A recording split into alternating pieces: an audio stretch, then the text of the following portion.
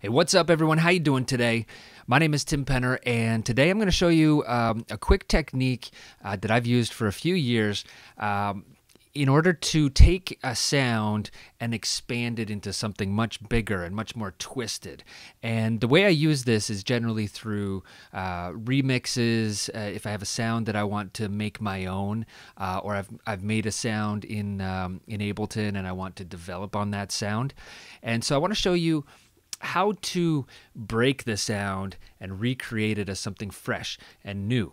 And I'm going to do that today with a track that I made last year. It's a remix of Max Graham's Airtight, which got some really good feedback. And this is a really good example of how I took a sound that he created 15 years ago, and I turned it into my own, and I made it something bigger and something crazier. If you know the track, you know the breakdown gets a little crazy. So I'm gonna just play a little bit of the breakdown here so you know what I'm talking about. Let me find my place. So these three layers are the original sound. And just to refresh your memory, I'm gonna play this little part here, and you'll hear by the end, you hear the original sounds and how it develops and how it gets twisted.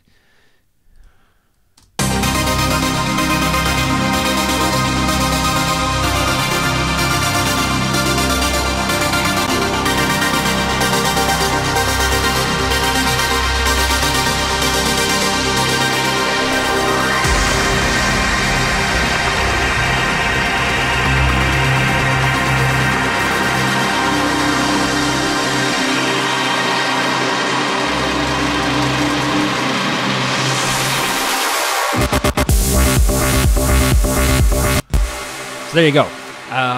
Now the main element of that is this sample right here, which you can see is a long render over about a 2-minute period of time that actually came from the original sample.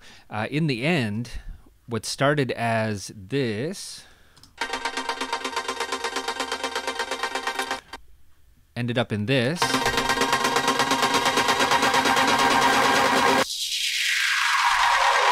Okay, that happened based on the original sounds. So the original sounds are something like this.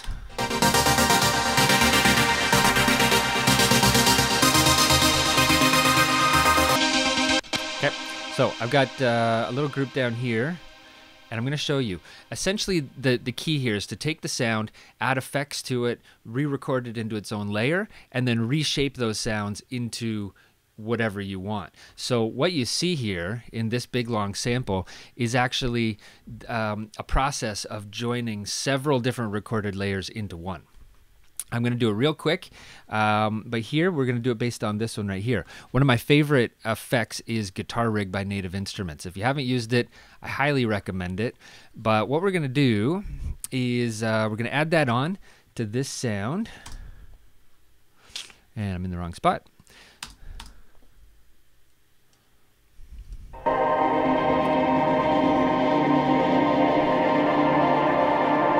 Okay, perfect. So that's a really good way of taking this sound, and what we're going to do is make a new layer. We are going to monitor from 81 audio because I'm so good at labeling my samples. 81 audio. So what that's going to do is that's going to render that sound, the original sound, with the new effect into its own audio layer.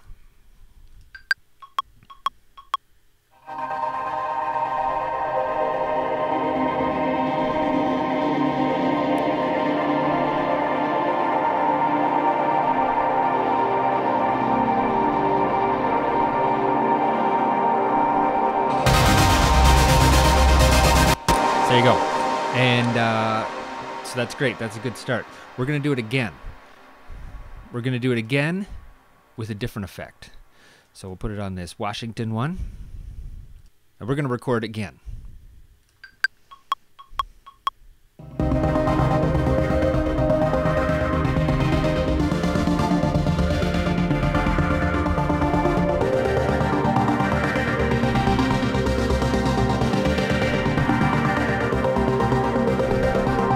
Okay, so now we've got two different channels based on that original sound, but they are completely ours.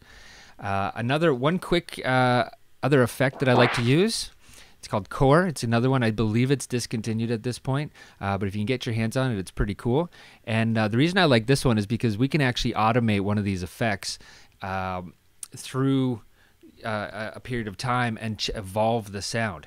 So if you listen to it here, I'm just going to record as we go. So let's make another layer. Move that down there. And so we're going to start at the beginning, we're going to record again, and we're going to move this at the same time.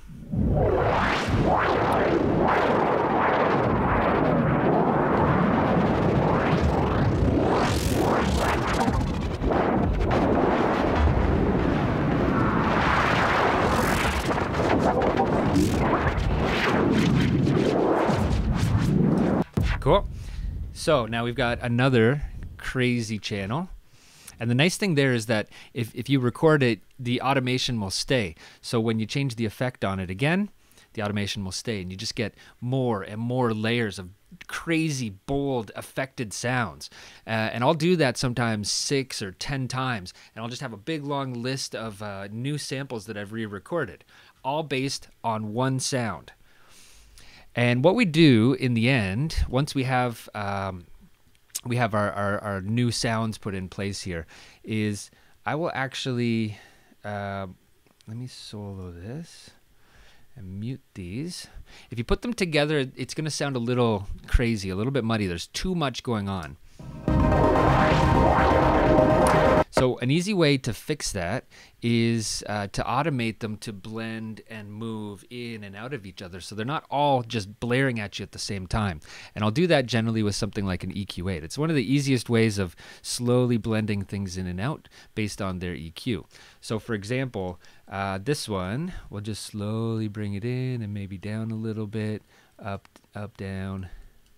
And just so you know, most of the automation that I do is with a mouse, because that way I can make sure that every single thing I do is precisely exactly where I want it. Obviously I'm doing it a little bit quicker right now, but I will either do it with a mouse or I will do it with a MIDI controller, and I'll just manipulate the knobs to do exactly what I want. So second sound here, we're going to do the same. And now what I'm going to do with this is work around the one that we just automated, so that they're both kind of working around one another, but not against one another. Do you know what I mean? And so here, there's two. So they're just gonna, when one goes up, the other one comes down. Same with this one. Let's do it again.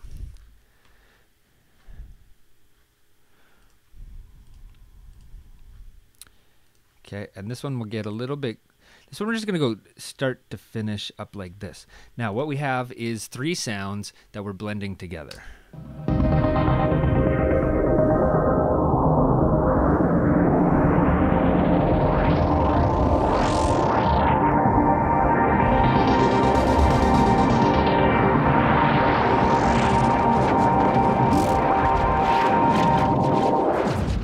Get it? Now, that's based on the one sound. And the results can be absolutely crazy, because now you're free to bring in any one of those at any times. And what that's done for me is allowed me to use very minimal tools, but bring in randomness, just completely pure random effects and bold sounds. And in the end, that's how I ended up with this big long channel that I showed you.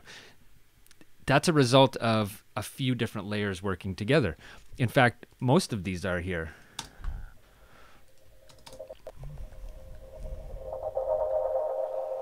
Same original sound affected. So all of these sounds here, and even some in one of my other groupings, they just come in at random times, and you can see how long I've let this go. Some of these samples are very long, so I will literally sit there and let them play out and evolve over time based on the automation. Another example here.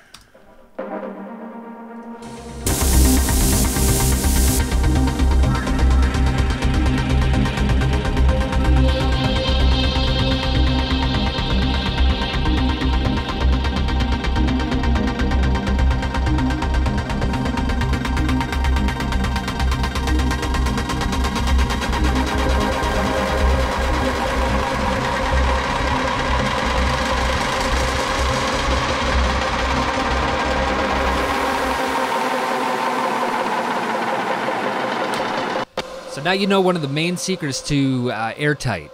I want you to go try it out. Of course, there's no limit on what you can do with this. Just think outside the box. Take something, break it, make it your own. That's the whole point of this, is to go in and change the way that the sound evolves over time. Don't be afraid to render into audio. Some people are afraid to actually push the record button and put it into pure audio. I say don't worry about that. Just record over and over and expand and go crazy. You don't have to use all of it. Just clip it down and EQ it and automate it to fit whatever you want to do with the song. So I hope you liked it. Let me know if you liked this tutorial today. Let me know if you have any questions or concerns about what I did here. But I'm available for you if you have any questions. I hope you enjoyed it. Let me know if you did. Let me know if you didn't. And I'll give you another one soon. Okay? Take care, guys. See you later.